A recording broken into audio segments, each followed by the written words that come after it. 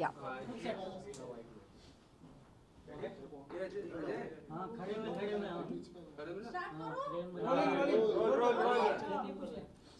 क्यों दूं क्या? Monisha ma'am, first of all जानना चाहेंगे कि आपका इविक्शन हो चुका है, किस तरीके का देखती हैं? क्या आपका भी इविक्शन बाहर वाले के डिसीजन से हुआ है? मेरा इविक्शन बाहर वाले के डिसीजन से नहीं हुआ है। मेरा जो इविक्शन है हाउसमेट्स ने मेरे को वोट आउट किया है। अगर बाहर वाले के हाथ में होता, आई एम श्योर वो मुझे लास्ट टाइम की तरह बचाते, बिकॉज मुझे पता चल गया बाहर आते ही कि मेरा बाहर वाला है मेरा भाई लव। क्या बात है। साथी? Thank you. अरे सॉरी।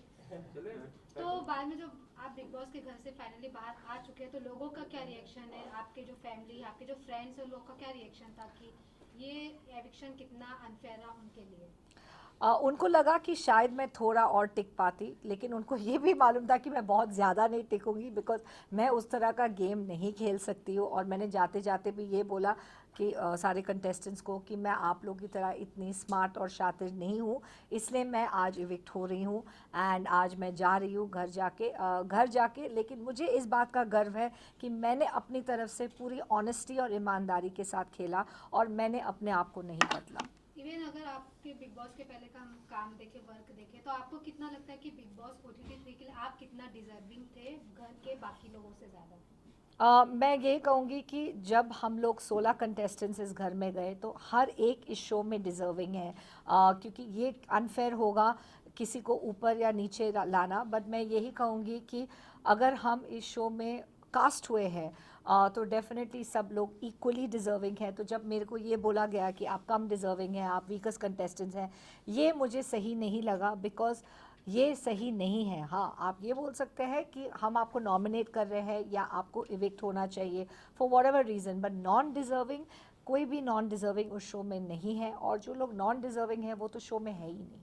मोनिशा मैम, आपसे जानना चाहेंगे, कटारिया और विशाल के फ्रेंडशिप को लेकर काफ़ी ज़्यादा पॉइंट किया जा रहा है कि कटारिया ने उनका स्टैंड नहीं लिया जब उन्हें थप्पड़ पड़ा। आप क्या कुछ कहना चाहेंगे, क्योंकि आप उनके साथ ज़्यादा दिखती थी, आपका बॉन्ड ज़्यादा अच्छा था उन दोनों से, क्या कहना चाहेंगे इस पर? मेरा बॉन्ड उनके साथ बहुत ही अच्छा है। मुझे लगता है कि उन लोग के बीच में जो बात हुई वो लोग दोनों ही जानते हैं।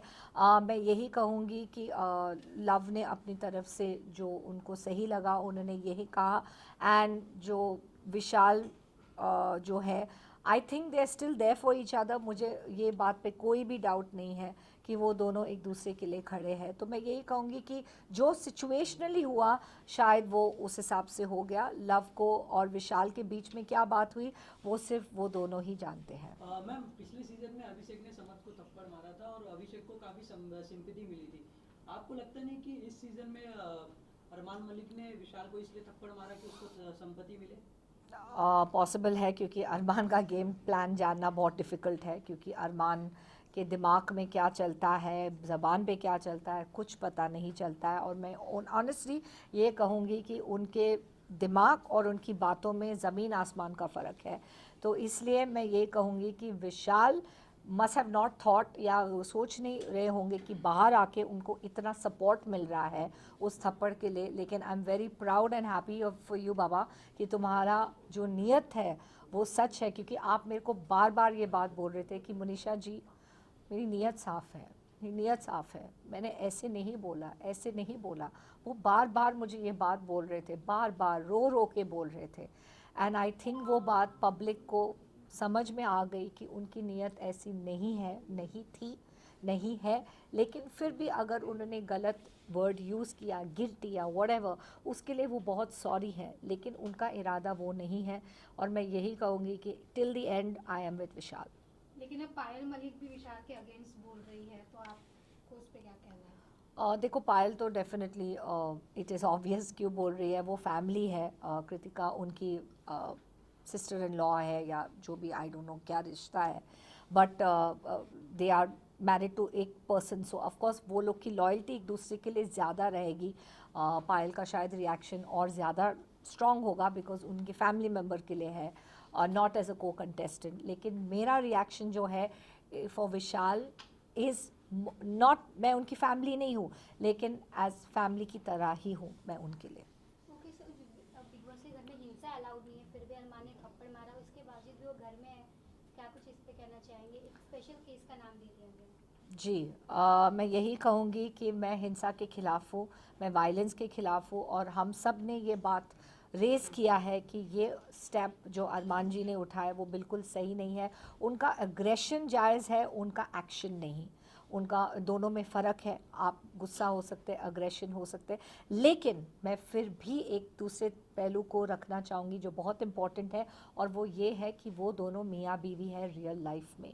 तो रियल लाइफ का रिश्ता को मतलब नज़र में रखते हुए मैं यही कहूँगी कि पॉसिबल है, क्योंकि मैं भी मैरिड हूँ, इट इज़ पॉसिबल कि किसी का जोश में होश खो जाना as a husband, not as a co contestant but as a husband, ये पॉसिबिलिटी है। इसलिए जब हमें क्वेश्चन कहा गया कि आपको सब चीज़ों को नज़र में रख के अपना पॉइंट ऑफ व्यू, लेडीज़ का पॉइंट ऑफ व्यू लिया, और दीपक, लवकेश और रणवीर को कन्फेशन रूम में बुलाया, तो सब ने एक पॉइंट ये रखा कि बिकॉज रियल लाइफ में वो हस्बैंड एंड वाइफ है एंड ऐसा कोई को कंटेस्टेंट के लिए नहीं खड़े हैं, but as a husband and wife थोड़ा रिएक्शन स्ट्रॉन्ग हो सकता है। The word I am saying हो सकता है बिकॉज ये पॉसिबिलिटी है। जब आप अपने किसी से आप मैरिड हो तो आप उनके लिए बहुत ज़्यादा प्रोटेक्टिव हो, लेकिन मैं विशाल और लव दोनों के लिए बहुत ज़्यादा प्रोटेक्टिव हूँ और एंड तक रहूँगी, और मैं यही चाहूँगी कि उन दोनों का नाम एंड तक रोशन हो।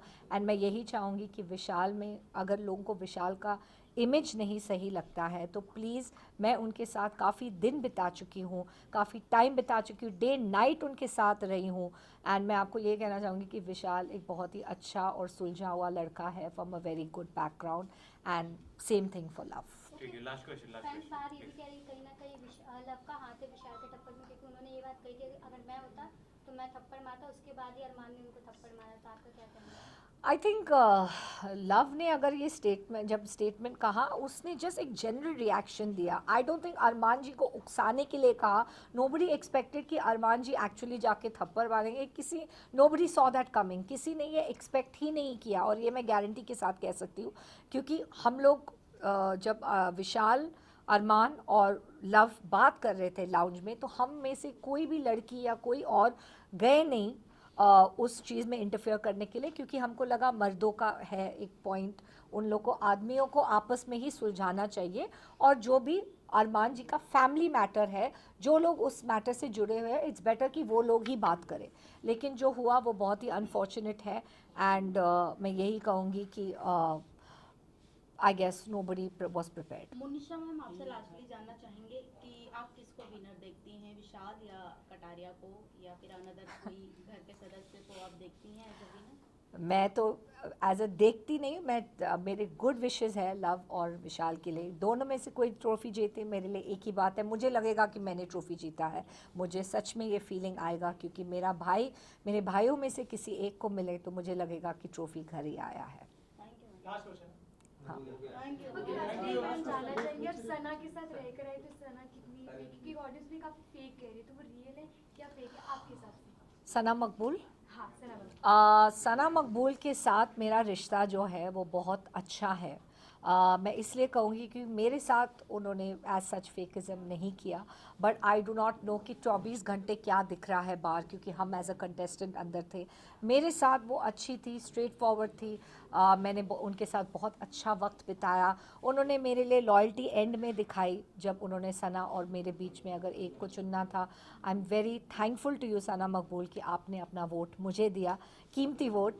भले मैं उससे इविक्ट भी हो गई, लेकिन आपका वोट मेरे लिए मायने रखता है आज भी। चंद्रिका का परफॉर्मेंस आपको कैसा लगा, वो जानना चाहूँगा। एंड में, या जो उन्होंने मेरे साथ बदतमीज़ी की ना बाय बोल के? दोनों। मुझे लगता है कि चंद्रिका एंड कृतिका का जो स्पोर्ट्समैनशिप है वो अच्छा नहीं है।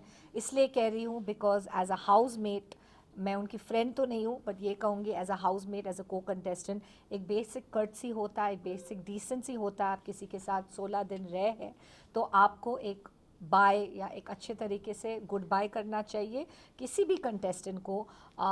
मैं पायल की क्लोज नहीं हूँ, लेकिन मैंने जब पायल को बाय बोला, एक बहुत अच्छे से दिल में महल नहीं रखते हैं जब आप इविक्ट हो रहे हैं घर से। तो unfortunately I don't know what was Kritika's issue, क्योंकि मेरा और उनका पर्सनल इशू तो कभी था नहीं, लेकिन ऑब्वियसली क्योंकि मैं अरमान के खिलाफ हो गई थी उससे पहले कलंक का टीका, और मैंने उनको मास्टरमाइंड कहा, मैंने ये कहा कि वो लोगों के दिमाग से खेलते, तो आई थिंक ये सब बातें उनको काफ़ी इफ़ेक्ट हुई एज अ वाइफ, एंड इसलिए उन्होंने ये स्पोर्ट्समैनशिप नहीं दिखाया। बल्कि इसमें मैं कहूँगी कि अरमान ने ज़्यादा स्पोर्ट्समैनशिप दिखाया। जब मैं बाहर जा रही थी मेरे को अच्छे से बाय बोल के गया कि, and I told him no hard feelings, it's just for the show, it's just for the game, और मेरे जो ओपिनियंस हैं आपके लिए, मैं आपको बिल्कुल बाहर से नहीं जानती, और मेरे जो ओपिनियंस हैं वो सिर्फ गेम से रिलेटेड है। और वो उन्होंने बात समझी, उन्होंने बोला येस सेम हियर, मेरा भी सेम थॉट है और कोई बात नहीं। तो उसके लिए मेरा थोड़ा सा रिस्पेक्ट उस हिसाब से है कि उन्होंने अच्छे से बाय बोला। एंड लेकिन चंद्रिका ने, जब मैंने उनको कलंक का टीका लगाया तो उन्होंने बहुत ज़्यादा रिएक्टिव हो गई उस पॉइंट पे, और उन्होंने मेरे को अच्छे से बाय नहीं बोला, जबकि मेरा और उसका बॉन्ड काफ़ी अच्छा है।